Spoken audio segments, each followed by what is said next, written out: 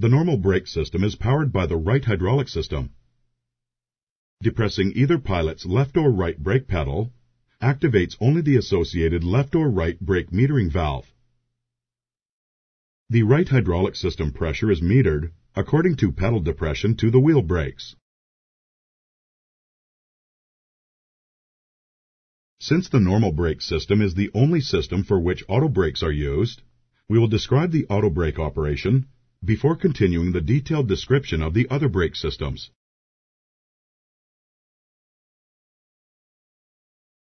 The auto brake system provides automatic braking during landing or takeoff. 5 deceleration rates can be selected for landing, including maximum. However, the maximum rate is less than the rate that can be produced using pilot-applied fully manual or RTO braking.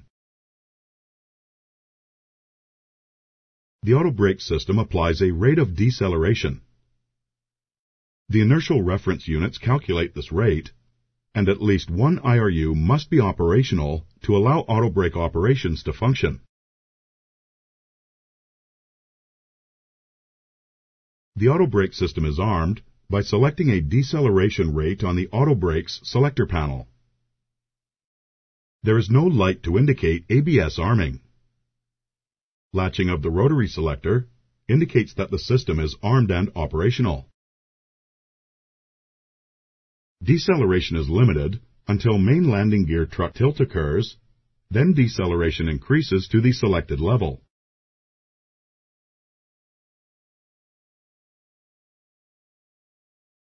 As reverse thrust is applied and the speed brakes deploy, thereby contributing to the total deceleration rate, brake pressure is reduced to maintain the selected rate.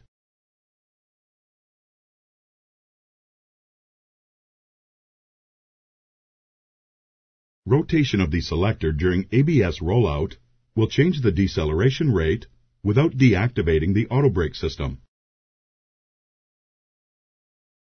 If not disarmed, the system will provide braking of the airplane to a complete stop.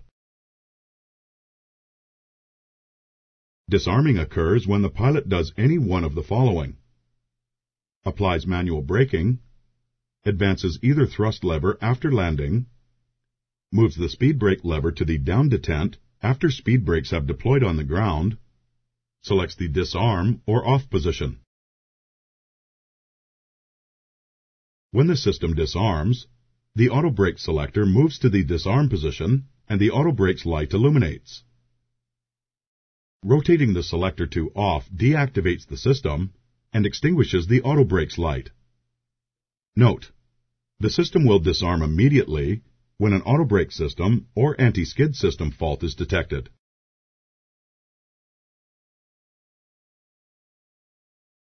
Activation occurs when the airplane's speed is greater than 85 knots ground speed and both thrust levers are retarded to idle.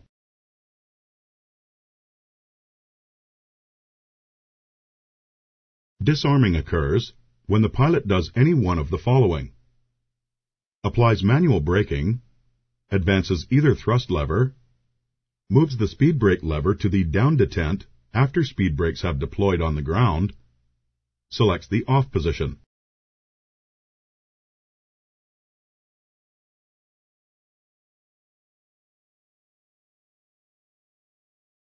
The alternate brake system is powered by the center hydraulic system, and its selection is automatic upon failure of normal brakes. There is no direct indication of the switchover from normal to alternate brakes other than the indication of low right system pressure. Loss of right hydraulic pressure for the normal brake system causes the source selector valve in the alternate brake system to open and port center hydraulic pressure to the alternate brake metering valves. Pushing on the brake pedals then sends hydraulic pressure to the alternate anti-skid valves and on to the wheel brakes. The alternate brake system uses the same anti-skid controller as the normal brake system. However, the wheel brakes are controlled in pairs instead of individually, as in the normal brake system. The reserve brake system is actually the alternate brake system receiving hydraulic pressure from the center hydraulic system C1 electric pump.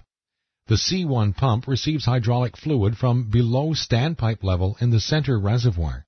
The C1 pump provides hydraulic pressure for the reserve brake system automatically when the center hydraulic system fluid level is low, or manually when the reserve brakes and steering switch is selected on. If a center system hydraulic leak occurs, the reserve brakes and steering is maintained by an automatic isolation valve. Closure of the isolation valve ensures the C1 pump only pressurizes the alternate brake system and the nose wheel steering. An amber valve light in the reserve brakes and steering switch illuminates under a couple of conditions. If the switch is off, the valve light comes on if the isolation valve is not in the commanded position of the automatic isolation. If the switch is on, the valve light comes on if the isolation valve is not closed. The brake source light on the captain's side of the center instrument panel illuminates, and an ICAS advisory message of brake source alerts the flight crew to the fact that normal, alternate, and reserve brake systems are not operating. In this situation, only accumulator brakes are available.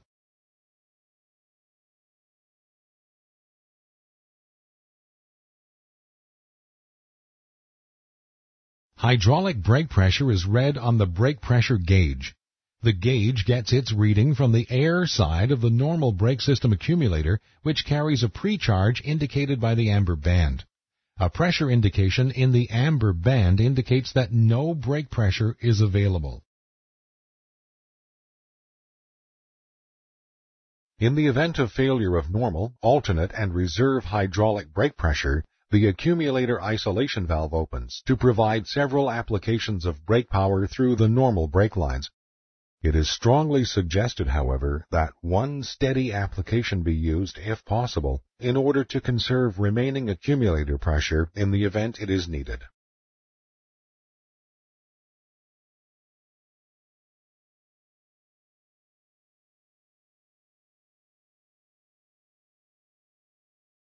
The normal brake system also incorporates the parking brakes. The parking brake can be set with normal or alternate brake hydraulic system pressurized. If the normal and alternate brake systems are not pressurized, parking brake pressure is maintained by the brake accumulator.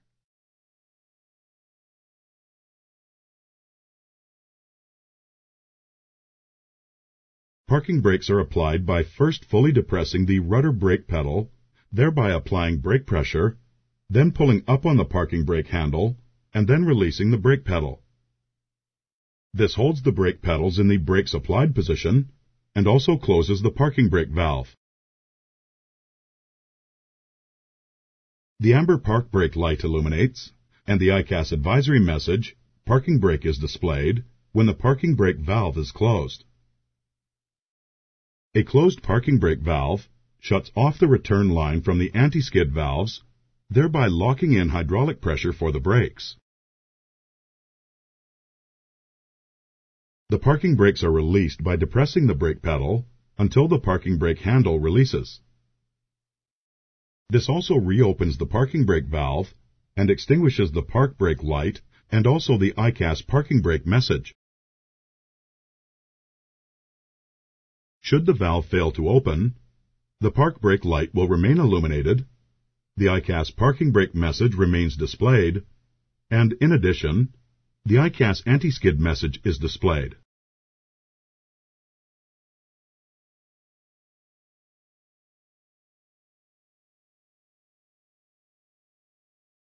Individual wheel brake temperature conditions are displayed on the ICAS status page Brake Temperature Monitoring System, or BTMS indicator.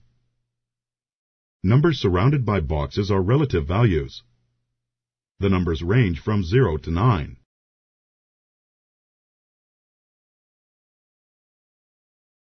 Initial range values range from 0 to 2. Both box and number are cyan in color. Normal range values are 3 to 4. The box is white and the number is cyan. High temperature values are 5 to 9. Both box and number are white. Whenever a brake temperature values range from 0 to 2. Both box and number are cyan in color. Normal range values are 3 to 4. The box is white and the number is cyan. High temperature values are 5 to 9. Both box and number are white. Whenever a brake temperature value is 5 or higher, a white brake temp light above the landing gear lever illuminates as well. Temperature values tend to increase after the brakes have been used over a period from 10 to 15 minutes.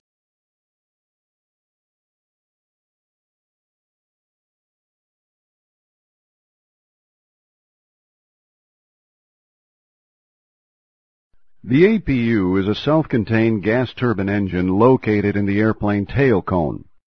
The APU provides an alternate electrical and pneumatic power source on the ground and in flight.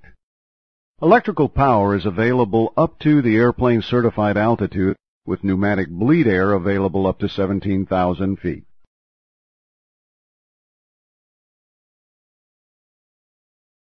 The APU supplies pressurized air for engine starting and for maintaining cabin air conditioning during ground operations. Actual operation of the APU is controlled by an electronic control unit, or ECU, which coordinates the starting sequence of various APU components, monitors the operation and pneumatic output of the APU, and ensures protective shutdown.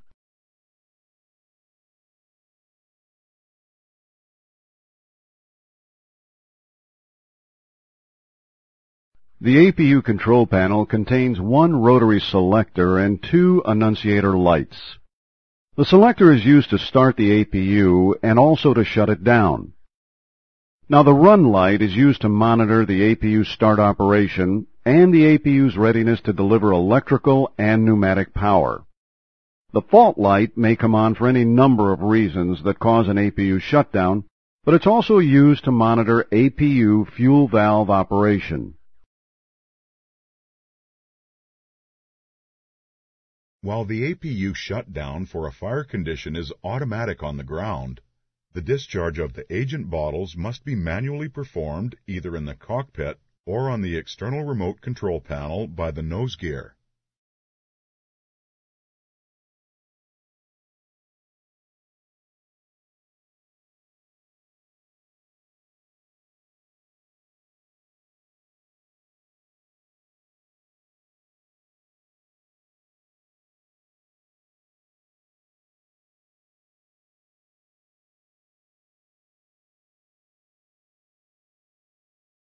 Two batteries are required to start the APU battery and the aircraft battery. The APU battery powers the APU starter motor, the APU control circuitry, and operates the air inlet door. Selecting the aircraft battery on allows for the APU to be started. An APU start requires both the APU battery and aircraft main battery. The aircraft battery supplies power for fire protection, APU fuel valve, and the DC fuel pump in the left main tank, if no AC power is available to activate the left main fuel tank's forward AC fuel pump. Rotating the APU selector to start and then releasing the selector to on begins the automatic start sequence. The APU fuel valve opens. At the same time, the air inlet door begins to open and a fuel pump also begins to operate. When the air inlet door is fully open, the electric starter engages. At the proper speeds, ignition and fuel are provided and the APU accelerates to its normal speed. The starting sequence can, in part, be observed on the control panel. As the APU starts, the fuel valve comes on momentarily, then the run light flashes twice to indicate a self-test. Immediately thereafter, the fault light comes on and goes off as an indication that the fuel valve opened.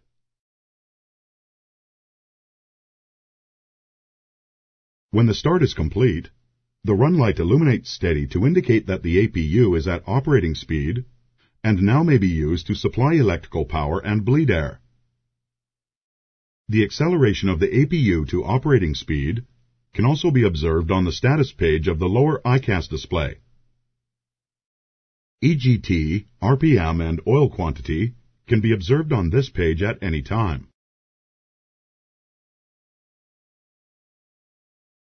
The APU starter duty cycle is a maximum of 3 consecutive starts within a 60-minute period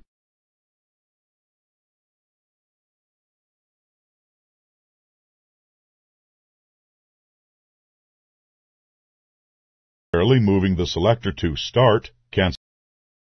To protect it from thermal shock, the APU control system incorporates a time delay feature permitting APU cooling before shutdown. If the APU is supplying pneumatic power, rotating the APU selector to off begins the shutdown cycle by closing the APU bleed air valve. If the APU bleed valve has been closed for a sufficient length of time when the selector is moved to off, the APU fuel valve and inlet door closes, and the APU shuts down without delay. If the selector is inadvertently moved to off, but the run light is still illuminated, momentarily moving the selector to start cancels the shutdown signal. If the APU is inadvertently shut down, but the run light is still illuminated, the shutdown cycle can be canceled by momentarily rotating the APU selector to start, then release to run. Normally, the APU is shut down with the APU selector, and the cool-down cycle operates as described. On the ground, pushing the battery switch to off will also shut down the APU. However, the APU continues to operate through its normal cool-down cycle before it shuts down.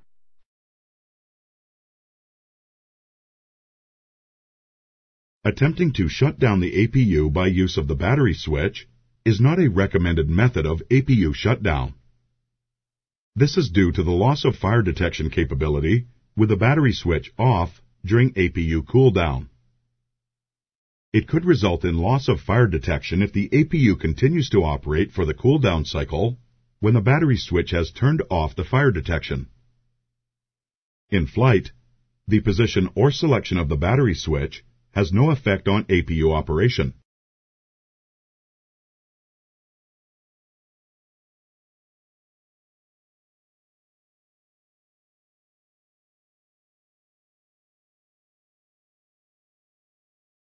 Light on the APU panel illuminates whenever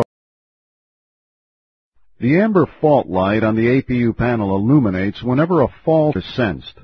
Concurrently, an ICAS advisory message of APU fault is displayed, and the APU shuts down immediately. The normal cooldown cycle is eliminated. This fault indication can be extinguished. When the APU selector is positioned to off, both the fault light and the APU fault ICAS message disappear.